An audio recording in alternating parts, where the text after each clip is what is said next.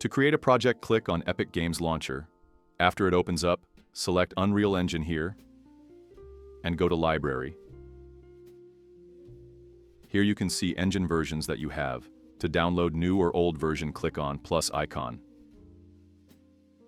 Here you can select version and then click Install to install that version. Click Launch on version that you want to start, or alternatively click this arrow and select version. You can also click on Launch. If you already have some projects, you can open them by clicking on them. You can create shortcut and launch it from the desktop.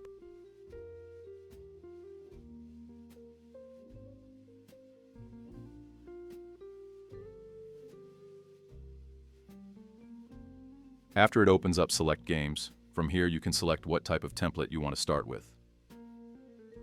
Templates are containers with some files that provide basic starting point for different types of project like first person, third person, top down. Also, all templates can be simply added to blank template. I'll select third person. And on the right side we see some project details. You can choose whether to create a blueprint or C++ project. Whatever you select, you can add both to the same project later. You can choose what platform you want to target. I will leave it on desktop.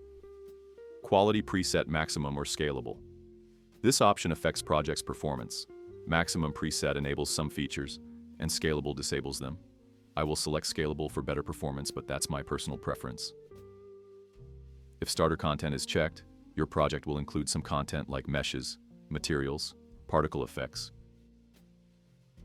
Here you can select location of where your project file will be saved. And here you can change your project's name. If a project with same name exists, it will let you know, and you will need new name. You can click Create